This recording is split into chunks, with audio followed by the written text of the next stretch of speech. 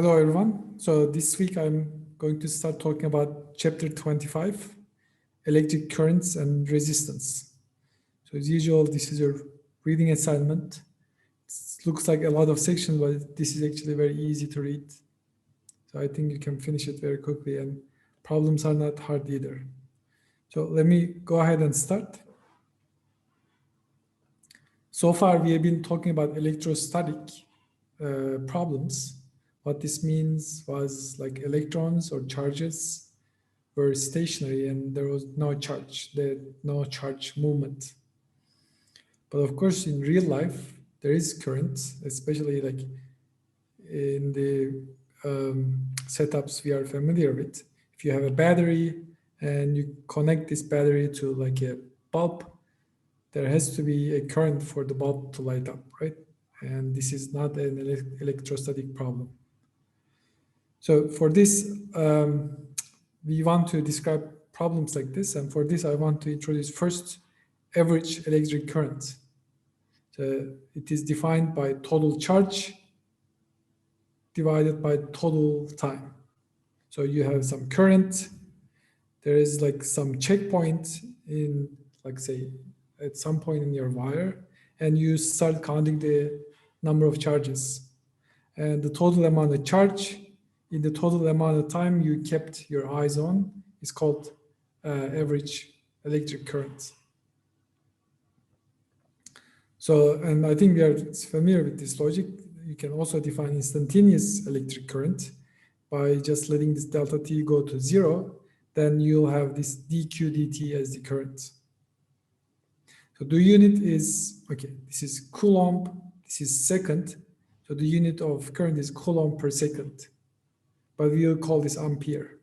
So maybe I can solve this problem real quick as a warm-up. So a steady current of 2.5 ampere exists in a wire for 4 minutes. A, how much total charge passes by a given point in the circuit during these 4 minutes, and B, how many electrons would that be? Okay. So the current is given, and if, okay, I is equal to total charge divided by total time, then total charge is equal to total time times current. So if we put these numbers, current is 2.5 ampere times time is 4 minutes times 60 seconds. So if you multiply these numbers, I think this is like 600 coulomb. And B, how many electrons? So number of electrons is total charge divided by charge of a single electron. So this is equal to 600 coulomb divided by 1.602 times 10 to minus 19 coulomb. And if you do this calculation, oops, 3.24 times 10 to the 21, right? Electrons. Okay, a lot of electrons has to pass for a small current like this. So at this point, I want to make a remark. So far we have been emphasizing that the electric field inside metals should be 0, right? And we said this was the case for an electrostatic situation. Now, if we think about this, if suppose this is like a piece of metal, and suppose you connect some voltage difference. Now, if the electric field inside was 0, the force on the electron would be 0, and there would be no way electrons would be moving. So for this particular problem, there has to be an electric field inside metal, which is maintained due to this potential difference outside. And this gives rise to current, okay? And here I want to note that, this picture shows flow of electrons as a source of current. And the direction of current is, of course, the direction of electron movement. But for historical reasons, we will say the current is actually flowing in the opposite direction. And this is due to the fact that in the early days, people thought it was like positive charges that was moving. Actually, it doesn't matter which charge is positive, which charge is negative. But, and we later learned that it was actually electrons moving with the opposite charge. So sometimes if there is any chance of ambiguity, we say conventional current for the current that was usually taken. And if we really want to emphasize, we can call it like electron current or electron flow. Okay, the conventional current is opposite to the electron current. Right. So now I want to introduce something else. Let's think about passing a current.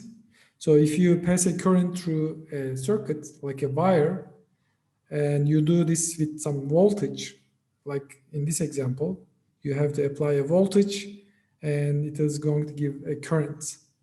But it turns out experimentally, the amount of current you can pass is proportional to amount of voltage you apply.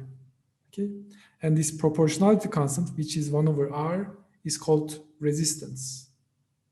Actually, 1 over R is conductance and R is resistance. You can write it like this: proportionality between V and I. So it's like given by R. And the unit is actually, you can work with the units from here. It's like volt per ampere, which is going to be called ohm.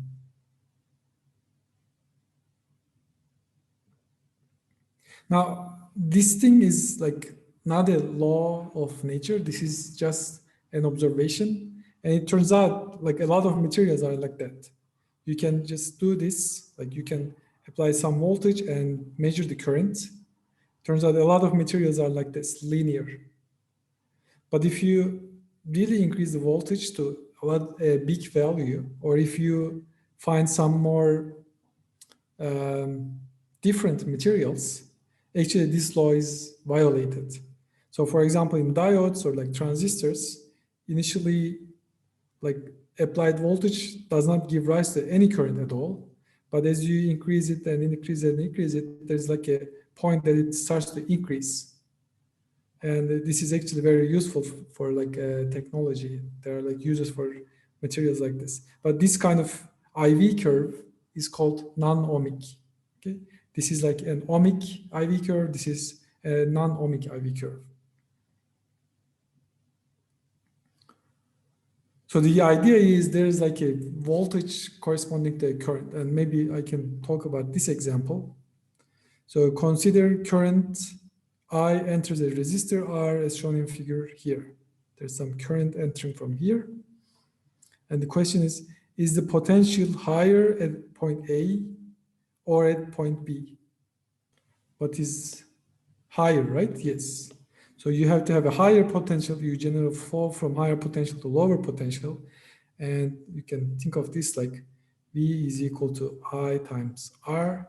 So if there is a current I, and if your resistance is R, the voltage difference between A and B is V.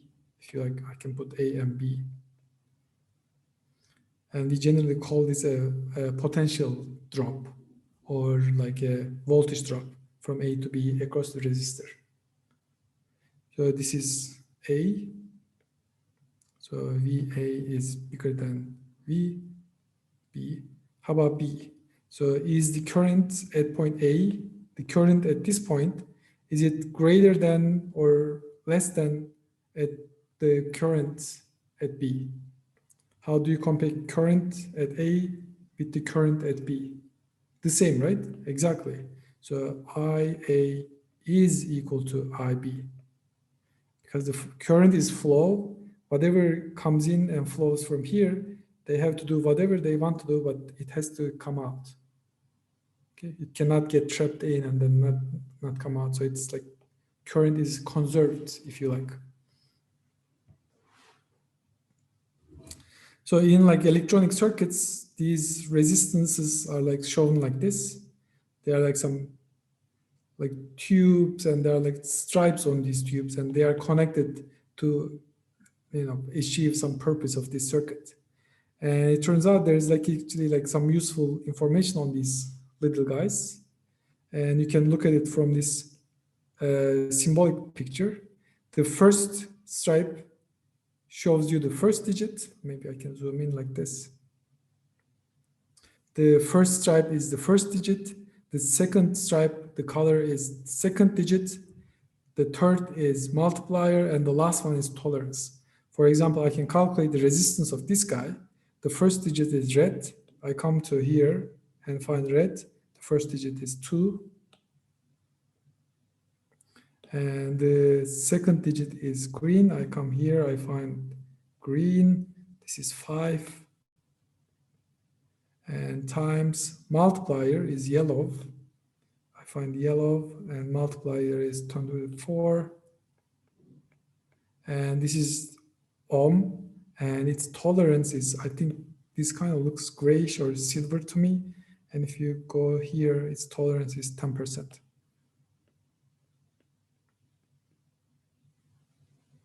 Okay.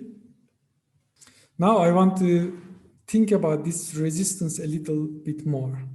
So let's think about what determines the resistance. Suppose I have a wire like this. It has some length, and it has a certain cross section. Let's call it A, and length L. So the resistance, let's think about this. It's like if I increase the length, surely there is more, like if I have like twice as long, surely there is like more wire to resist.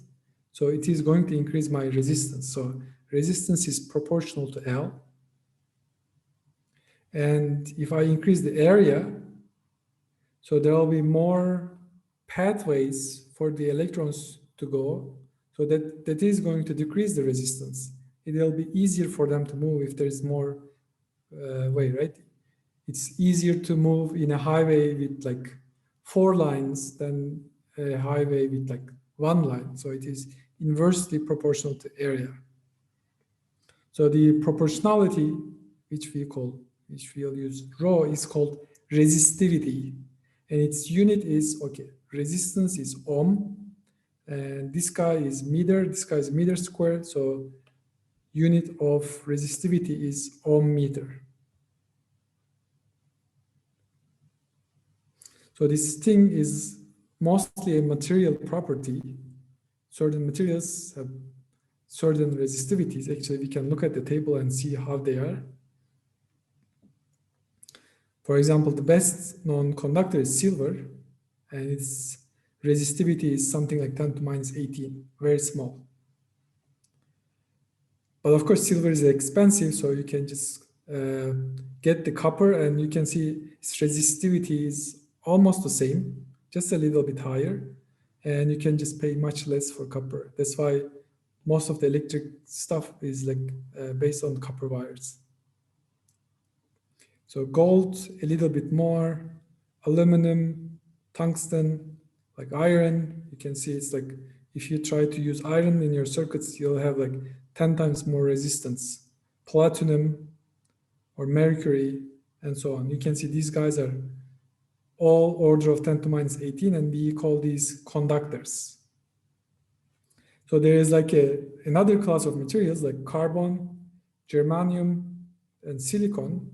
Silicon is what you're using in your computers, for example, and their resistance is like variable, right?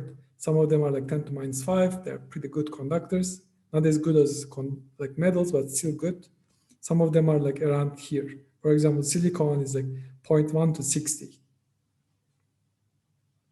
And finally, the insulators, like say glass, for example, it has a huge resistivity, like 10 to the 9 to 10 to the 12, or like hard rubber is like 10 to 13 to 10 to 15. So that's why if you like handle electricity with like a plastic glove, you don't feel the electricity because it doesn't conduct. It has a very huge resistivity. So this thing also, okay, this is, I said mostly material property, but it actually depends on the environment, right? So it actually depends on temperature. If we show resistivity as a function of temperature with rho of T. It is written as some base resistivity, which we call with rho naught. This is generally the room temperature resistivity. And there are like corrections. Like the first one is 1, the second one is like linear in temperature. And there are others, right? Of course, if we are like around room temperature, the first term will be sufficient to describe. And for this alpha, the temperature constant, we can actually look at the table too. So for most conductors, this alpha is almost 0. So they're almost temperature independent resistors or temperature independent conductors. Whereas semiconductors, it seems to be negative. So that means if you increase the temperature, T minus T naught, resistivity will decrease. So that's actually a very peculiar property of these materials. So if you increase the temperature, somehow these electrons that are actually not mobile starts to move, right? That's like there's some sort of temperature activated conduction. And for insulators, I think this temperature dependence, since these resistances are already really large, it's hard to determine their temperature dependence. Okay. Do another example, just to warm up a little bit more. So here, this is example 5 from your book. Suppose you want to connect your stereo to remote speakers like this. And if each wire must be 20 meters long, what diameter copper wire should you use to keep the resistance less than 0.10 ohm per wire? So resistance is equal to resistivity times length divided by area.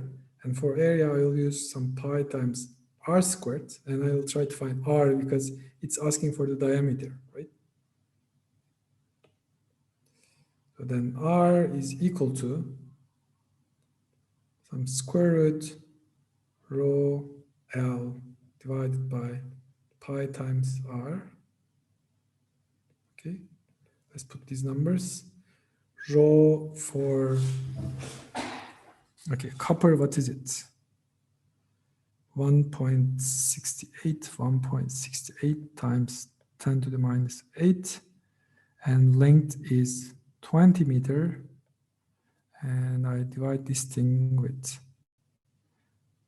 pi, and the required ohm is like this. This should be 0.10 ohm. Okay. And let's calculate these numbers.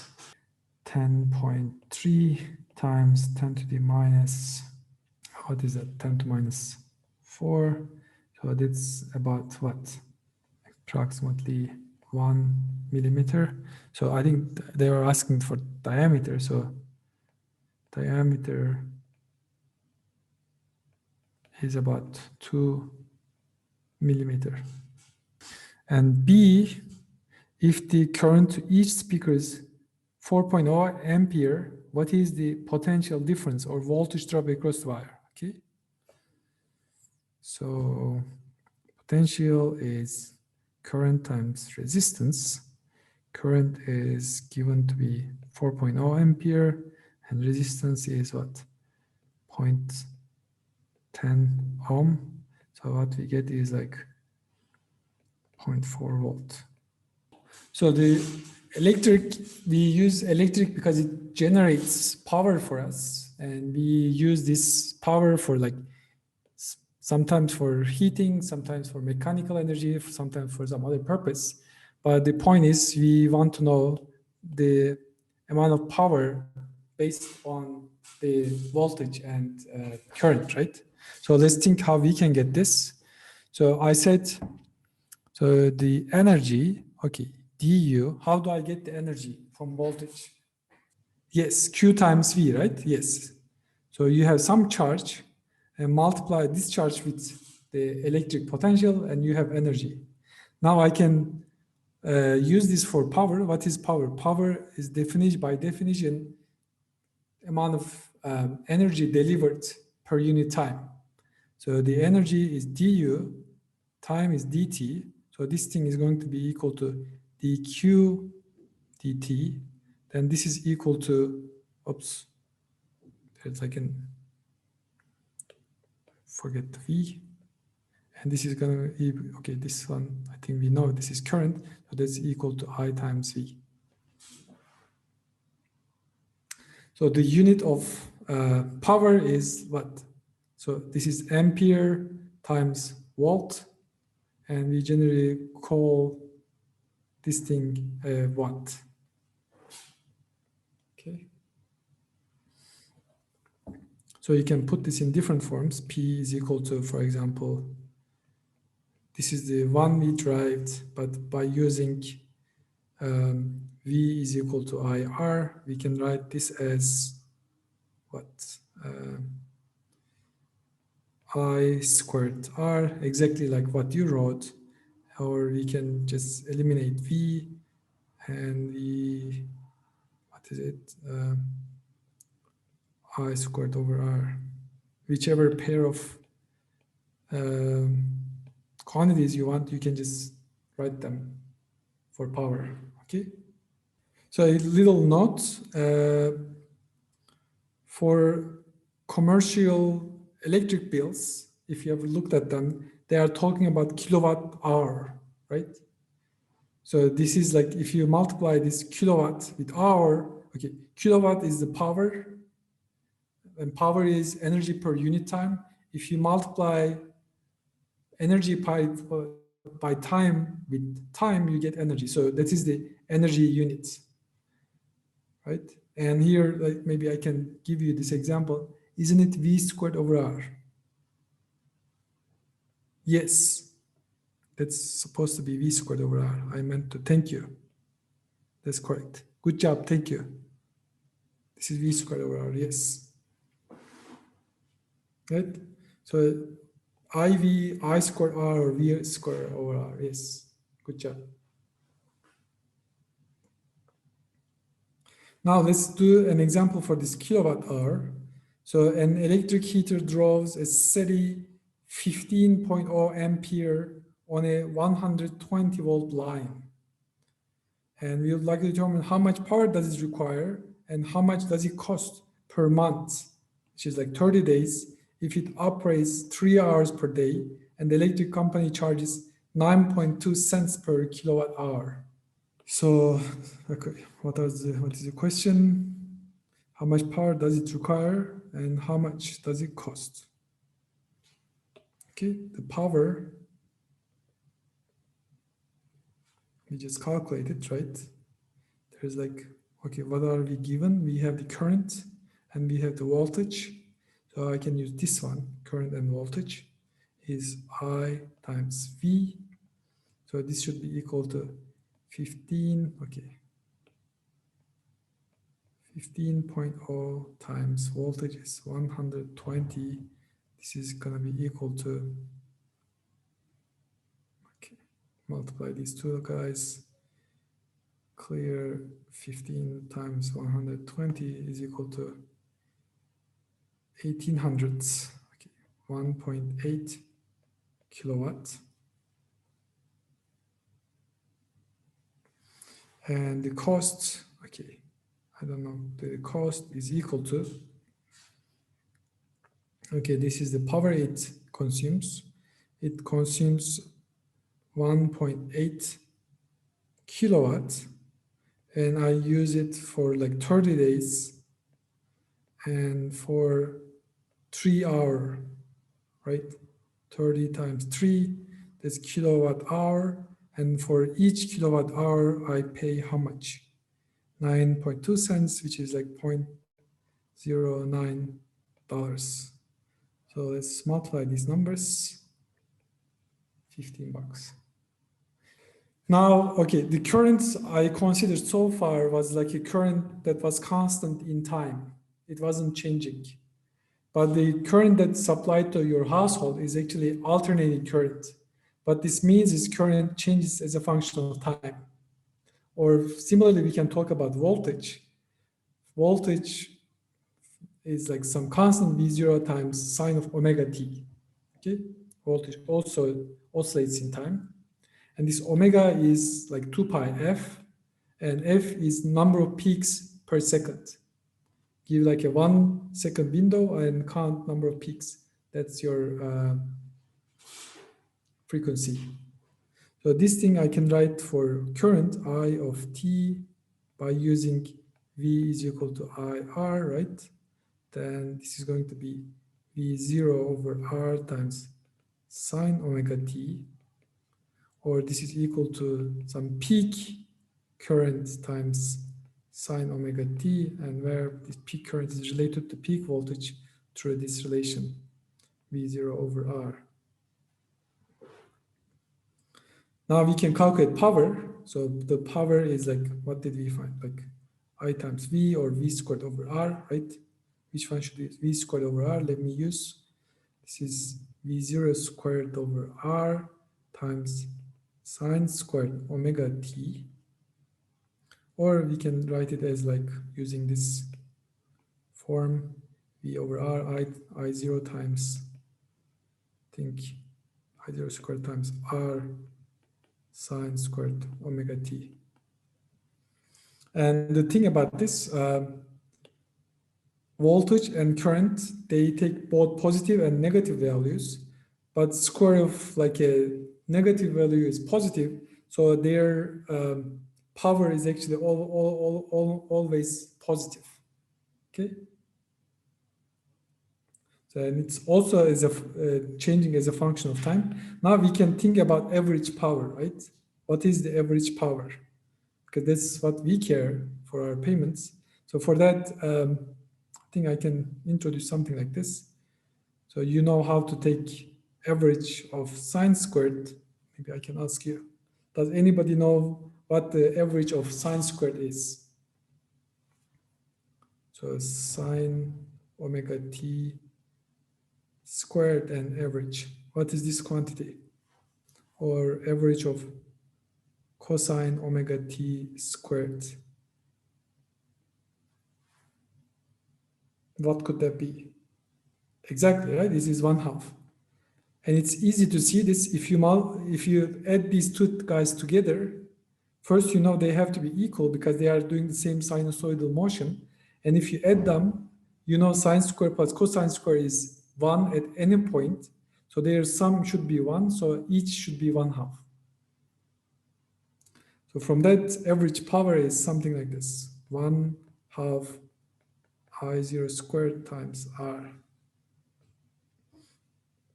Or we can write it like 1/2 V0 squared over R. So you can see for the power, what is important is I0 squared and V0 squared. And they are related to averages of squares of current and squares of voltage. So for our purposes, maybe we can also calculate these things. First, average of I itself is what? Does anybody know? What is the average of this quantity which takes equal amount of positive and negative values?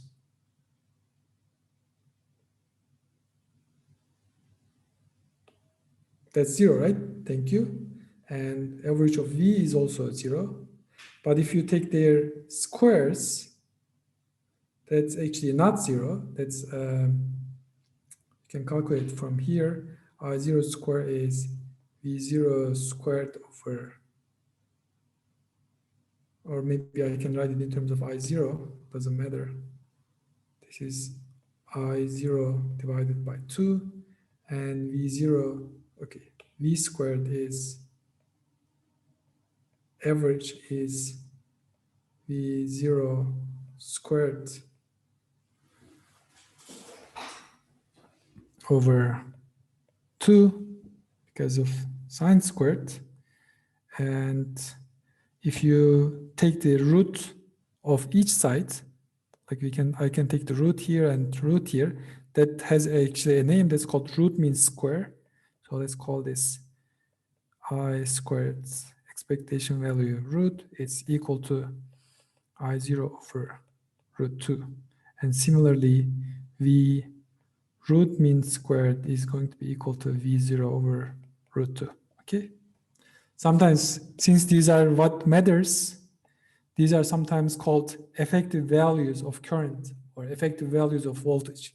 And you can see they are the ones that actually matters because we can calculate them like P, what did we call P?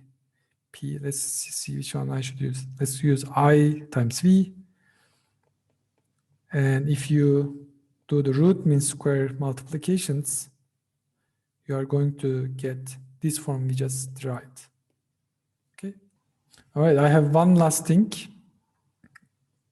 So I want to talk about the microscopic origin of the current. So what is going on microscopically? So I said current is non-zero if and only if electric field inside the metal is non-zero, right? So maybe I can write this so that E is not zero inside metals, like inside metals, E is non-zero if and only if current is non-zero. Okay, that's a new concept.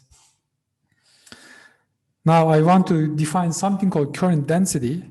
So, okay, so if I have some electric field, it's going to give rise to some current. But if I actually looked at this, like this thing is huge and there are like little things like flowing. And how do I find this, right? And that's actually called current density. Current density is total current divided by total area. Find whatever the current flowing through here and then find the total area, and that's your current density. Or you can write it in the opposite way. Current is equal to J times area. This is actually more natural because you add up J's to get current. And if the current is not uniform from one point to another, you can actually convert this to integral, right? Then I, the total current, is little areas times the current and sum over all of them. You can think it of like this. You have these like currents, right? They can be different directions, different magnitudes. So it's like a vector. And I choose like some area element. And this area has a vector nature because of its normal. And that's what the vector is. And if I take dot product of this and then sum over all, I find the total current passing through this area. Now, in actually real life, what happens is actually a little bit more complicated. If you have the electric field and you have electrons move in this direction, right? But what happens is like, since there are like so many atoms and like, I don't know, impurities and stuff in the metal, they bounce off these things and then they just go back and forth. But overall, they have like a overall velocity, overall average velocity, which we call drift velocity. It's almost like these parachute jumpers. When they jump, they initially speed up, but when they reach a terminal velocity, they are moving with constant velocity, right? Gravity is acting one way, all the air resistance is acting in the other way, and they reach this terminal velocity. Kind of like the same thing happens here, right? There's like constant force coming from electric field, kind of like gravity, but the substance creates some kind of drag, and the electrons move with constant velocity. So the question is, how does this constant velocity relate to the current, right? Let's think about this. Now, for this, I want to write the current as total charge divided by total time. And I ask myself, like, what is the total charge, right? I can think of like this. In a time delta t, this surface is going to move from here to here, right? And let's call this distance L. And in this time, all these electrons inside this volume element will be passing through here. So that's going to be my delta Q, right? Let's write this for delta Q. So it's equal to, so volume, first charge, right? It is like minus E times density times volume, which is A times V drift times delta T. Okay. So this is This is charge. This is density. If you like, this is number density. And this thing is volume. Right? If you multiply all these things, you get total charge, and you are supposed to divide it with total time. You can see time nicely cancels, and you get something like this. I is equal to minus E and V drift times area. Or it's actually nicer to write this in terms of current density. J is equal to minus E and V drift. And if you convert these things to vectors, you just put vectors to what should be the vector, and you have this nice expression. Now, this other thing I need to relate is electric field, right? There's an electric field and there's a related potential dropped across this region, if you like. Let's see, V. And this V is equal to what? I times R. So then this will give me V is equal to electric field times L. This side, I have just calculated what the current should be. It's something like E and V drift times area. That's my current. And my resistance is what? R is equal to some rho L divided by area. Let's put this rho L divided by area. And let's clean up and see what remains. L's are gone, A's are gone. So I think I can write this as this whole thing as what? J, right? Then E is equal to rho times J, or if I take this guy at the other side, J is equal to 1 over rho E, which is equal to sigma times E. And if I put the vectors, I have this, this, and this nice form. I think that's it for today. If you don't have any questions, we can finish here and then I can answer questions. If not, you are free to leave. Thanks for coming.